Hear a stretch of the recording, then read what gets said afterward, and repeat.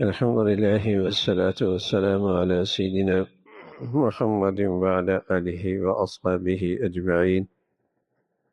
أما بعد، فأعوذ بالله من الشيطان الرجيم. بسم الله الرحمن الرحيم. واتل ما أوحي إليك من كتاب ربك لا مبدل لكلماته ولن تجد من دونه ملتحدا واصبر نفسك مع الذين يدعون ربهم بالغداة والعشي يريدون وجهه. اصحاب کہف کا واقعہ اختتام اور مکمل ہوا. آگے دو باغ والوں کا قصہ ہے. اس کے درمیان میں چند وصیتیں ہیں، چند احکامات ہیں، چند نصیحتیں ہیں. اللہ کے نبی صلی اللہ علیہ وسلم سے خطاب ہے اور تمام اہل ایمان کے لیے، بلکہ اہل ایمان کو اس کی زیادہ ضرورت ہے. عام مسلمانوں کو ان نصیحتوں کی اور ان وصیتوں کی زیادہ ضرورت ہے. پہلی بات یہ فرمائی وَاتْلُ مَا أُوحِيَ إِلَيْكَ مِنَ الْكِتَابِ مِنْ كِتَابِ رَبِّكَ، کہ زندگی کا صحیح علم،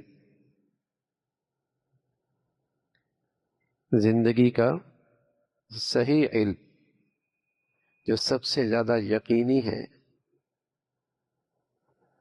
اور محکم ہے اور پر حکمت ہے، وہ اللہ کی کتاب ہے، وہ وحی الہی ہے. یہ زندگی کے لیے سب سے صحیح علم کا سرچشمہ ہے. اس سے رہنمائی لو، اس پر اعتماد کرو، اس کو اپنی زندگی کی مشکلات میں سامنے رکھو.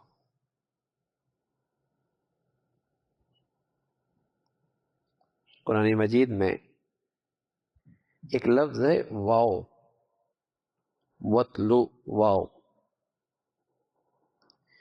یہ واو اس نصیحت کو پچھلے واقعے سے بھی ملاتا ہے، یہ رابطے کا کام دیتا ہے. یہ واو قرآن ہے کہ اس کا پچھلے واقعے سے بھی ربط ہے. یہ واو اس کا ترجمہ دے رہا ہے. وہ ربط یہ ہے کہ وہ نوجوان باہر کے خطرات سے اور باہر کے دشمنوں سے اور باہر کے ظلم سے اور ظالموں سے جسمانی لحاظ سے تو اس غار میں جا کر پناہ لے رہے ہیں،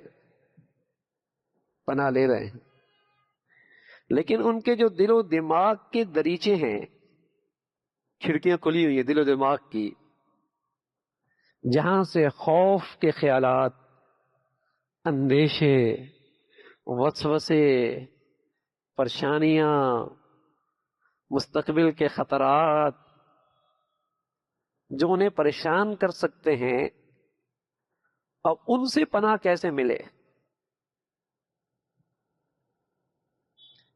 جسمانی لحاظ سے تو ان خطرات سے، ان ظلم کے نقشوں سے، ان ظالموں سے انہوں نے کنارہ کشی اختیار کر لی جسمانی لحاظ سے، اور اس کہف میں پہنچ گئے پہاڑوں کے درمیان.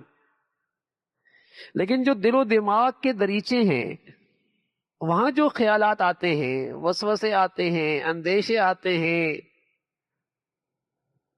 ڈراؤنے، خوف زدہ کرنے والے سوچ آتی ہے، ان کا راستہ کیسے بند ہو؟ ان سے کیسے یکسوئی حاصل کی جائے؟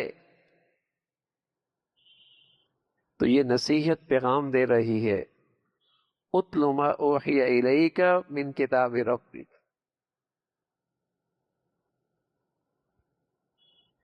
یہ جو قرآن مجید ہے، یہ اتلو کا معنی صرف تلاوت نہیں ہے. اتلو کا معنی آتے ہیں، دونوں معنی آتے ہیں، تلاوت بھی اور ساتھ ساتھ اس پر عمل بھی. فرمایا جب تم اس کی تلاوت بھی کرو گے اور اس پر عمل بھی کرو گے تو تمہارے دل و دماغ کے جو دریچے ہیں نا، اور خطرات اور وسوسے پریشانیاں آ رہی ہیں، اس سے بھی تمہاری حفاظت ہو جائے.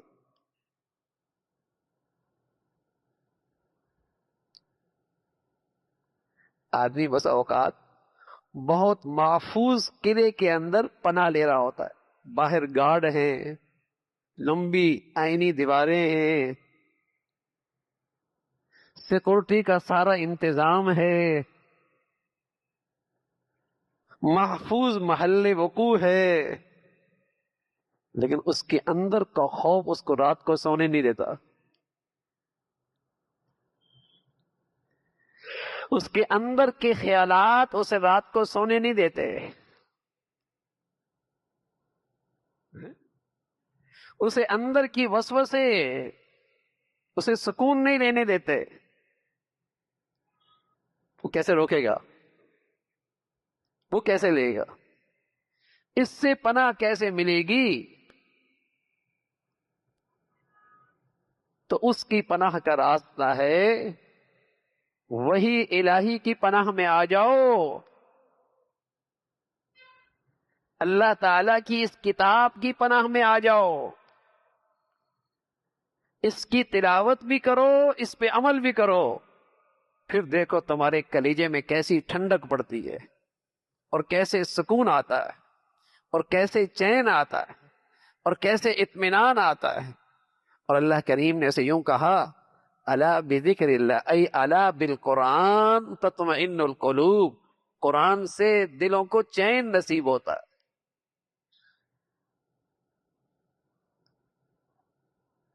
قرآن پر عمل کرنے سے، قرآن کی تلاوت سے دلوں کو چین نصیب ہوتا ہے.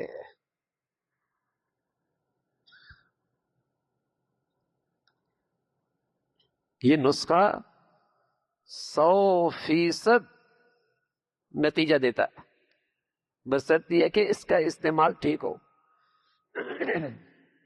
یہ نسخہ 100% نتیجہ دیتا ہے، اس لیے کہ اس ذات نے یہ نسخہ دیا ہے جس کا علم بھی کامل، جس کی قدرت بھی کامل، جس کی رحمت بھی کامل، جس کی حکمت بھی کامل. یہ اس ذات کا تجویز کردہ نسخہ ہے دلوں کے چین اور سکون اور اطمینان کا، جو دنیا کے پاس نہیں ہے. نہیں ہے دنیا کے پاس. ہمارے پاس یہ دولت ہے، ہم اس کی قدر کتنی کرتے ہیں، اس دولت سے فائدہ کتنا اٹھاتے ہیں.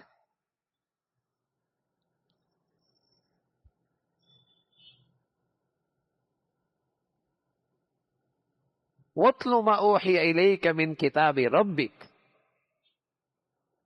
تو واو کا لفظ اس کو پچھلے واقعے سے بھی جوڑ رہا ہے اور نصیحت کر رہا ہے. نصیحت کر رہا.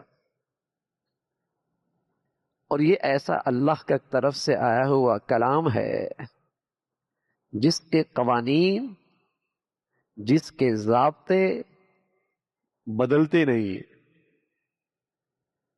بدلتے نہیں. کیونکہ اس ذات کی طرف سے ہے، جس ذات کا جو علم ہے اس نے حال، ماضی، استقبال سب کا احاطہ کر رکھا ہے. اس نے اپنے علم کے شایع نشان یہ ضابطے اور قوانین دی ہیں جو حال میں بھی کارآمد، ماضی میں بھی نافع، مستقبل کے اندر بھی فلاح اور کامیابی انہی ضابطوں میں. یہ نہیں کہ انسانوں کے بنائے ہوئے ضابطے بنے ہوئے ہیں، اوہو یہ صحیح نہیں رہا، یہ قانون صحیح نہیں ہے، تبدیل کر دو، یہ قانون صحیح نہیں، تبدیل کر دو۔ ناقص، نامکمل، کم عقلی پر، نادانی پر، حماقت پر مبنی قوانین ہیں جو سوسائٹی کے بعض طبقے کے لیے تو نافع ہیں، کچھ عبوری وقت کے لیے تو مفید ہیں، لیکن لمبے عرصے کے لیے، ہر طبقے کے لیے، ہر زمانے کے لیے، یہ شان صرف قرآن کے ضابطے اور قوانین میں ہے، انسانوں کے بنائے ہوئے قوانین اور ضابطوں میں نہیں۔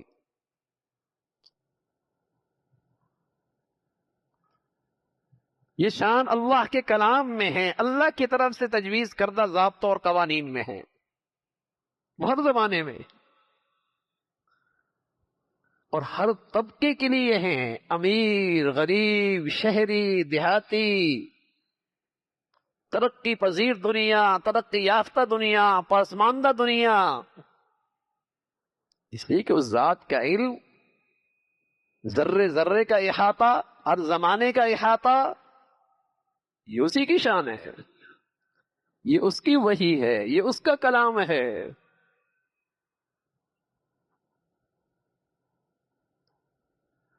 تو یہ تبدیل ہونے والا کلام نہیں ہے، اور پناہ کی جا بھی یہی ہے۔ اگر تمہیں پناہ چاہیے اور حفاظت چاہیے ہے تو اس قوانین میں، ان ضابطوں میں آ جاؤ، پناہ مل جائے گی، ورنہ کہیں دنیا میں پناہ نہیں، ورنہ پریشانیوں سے، خوف کے خیالات سے، اس سے اگر حفاظت ہے تو اس کلام اللہ کے اندر یہی ایک پناہ کی جگہ ہے۔ اگلی نصیحت فرمایا وَاصْبِرْ نَفْسَكَ مَعَ الَّذِينَ يَدْعُونَ، جب تم اپنی زندگی کے رفقا اور جب تم اپنی زندگی کے ساتھیوں کا انتخاب کرو،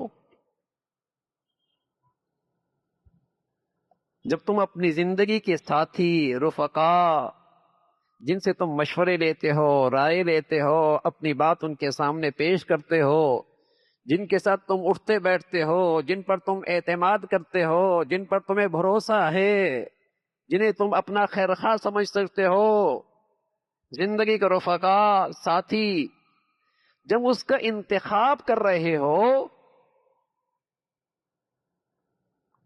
تو اس معاملے میں نصیحت فرمائی کہ ان چیزوں کو دیکھ لیا کرو، ان چیزوں کو دیکھا کرو۔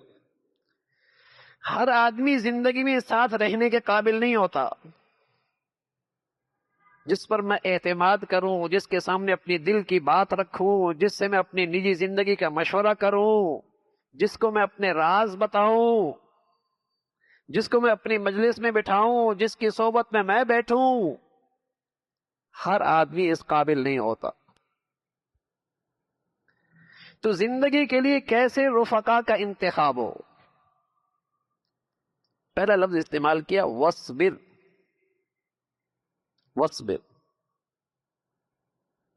اللہ میاں یوں بھی کہہ سکتے تھے انتخب، چنو، انتخاب کرو، لیکن نہیں، وَاصْبِرْ کا لفظ استعمال کیا، اپنے آپ کو تھامے رکھو۔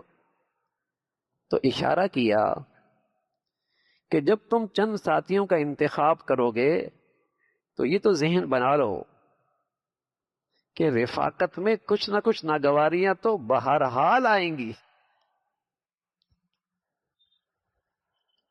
کیونکہ ہر جہت سے، ہر پہلو سے کسی کو تم سے مناسبت ہو اور تمہیں اس سے مناسبت ہو، ایسا نہیں ہوتا۔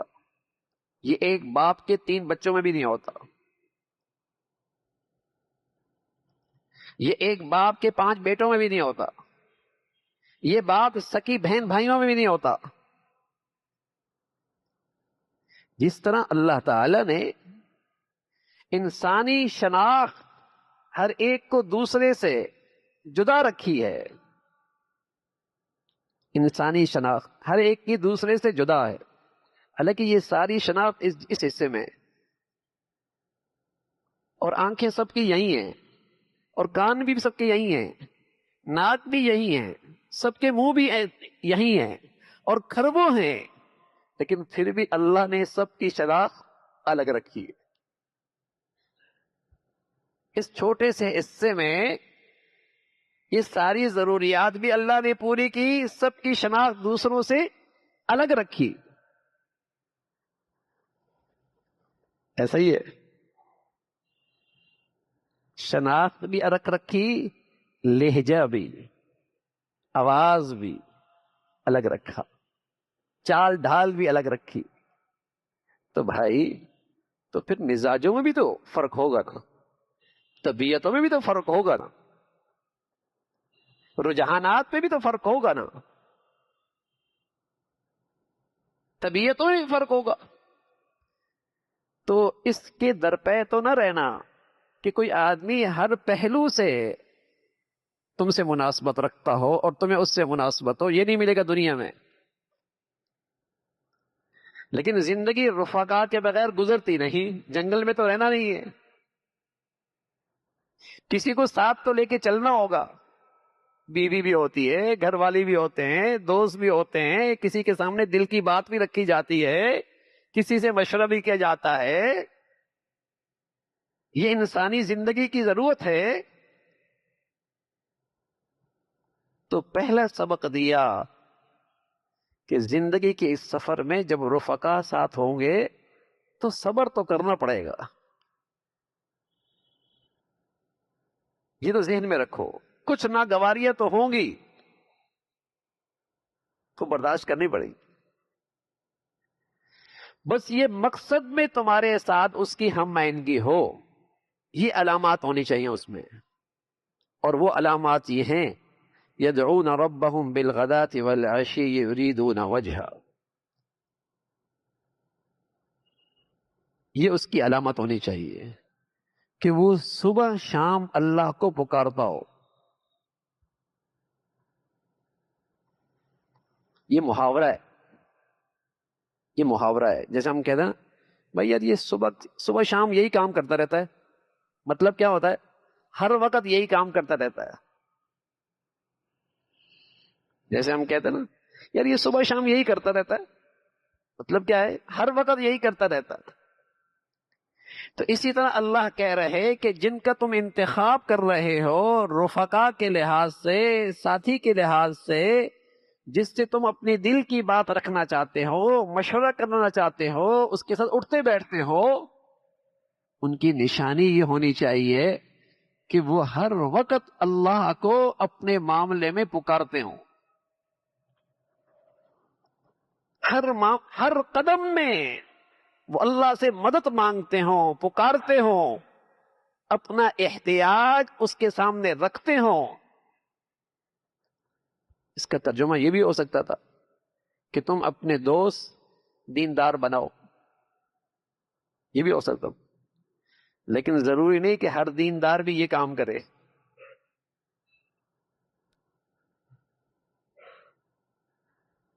ہاں یہ کام کرنے والا تو دیندار ہوگا، لیکن ہر دیندار ضروری نہیں کہ یہ کرنے والا ہو۔ جو ہر وقت اللہ کو پکارے گا محتاج بن کے،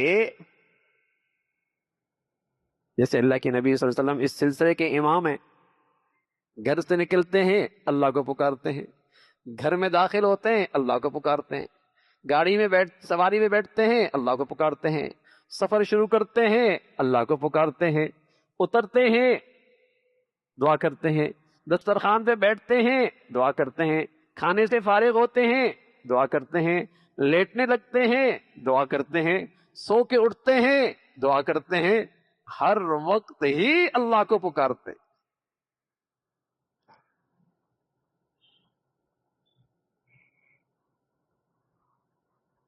گویا کہ ان کا اللہ سے ایک خاص تعلق ہے، جیسے آدمی اپنے ہر دل کی بات اپنے بہت قریبی سے کہتا ہے، گویا کہ اے اللہ اس کے اتنے قریب ہے کہ ہر بات اپنے اللہ سے کرتا ہے۔ تو فرمایا اپنی زندگی کے رفقا میں ایسے لوگوں کو دیکھو جو ہر وقت اللہ کو پکارتے، وہ مادی اسباب وسائل اختیار کرتے ہوں لیکن وہ اللہ کے سامنے اپنی احتیاج رکھتے ہوں۔ اس لیے بھائی ہمیں اپنی زندگی میں مسنون دعاؤں کا اہتمام کرنا چاہیے۔ مسنون دعائیں، مسجد میں داخل ہوئے، مسجد سے نکلے، گھر پہنچے، گھر سے نکلے، یہ جو مسنون دعائیں ہیں یہ ایک نمایاں خوبی ہے اللہ کے نیک بندوں کی کہ ہر وقت اللہ کو پکارتے اور ہر قدم پہ ان کی نظر اللہ تعالی کی طرف جاتی ہے، ہر قدم پہ ان کی نظر اللہ کی ذات کی طرف جاتی ہے۔ یہ زبردست دینداری ہے۔ فرمایا زندگی کے ساتھیوں میں ایسے لوگوں کا انتخاب کرو جو صبح شام ہر وقت اللہ کو پکارتے رہتے ہیں اور ان کا مقصود اور مطلوب اپنی زندگی سے اللہ کی رضا ہے، ان کی زندگی کا مقصد اللہ کو راضی رکھنا ہے۔ اللہ تعالیٰ یہ خوبیاں ہمیں بھی نصیب فرمائے۔ اللہم لک الحمد کلو ولک الشکر کلو، اللہم اعنا علی ذکرک و شکرک و حسن عبادتک، نستغفر اللہ ونتوب الیک، نستغفر اللہ ونتوب الیک، سبحان ربک رب العزة عما یصفون وسلام علی المرسلین والحمد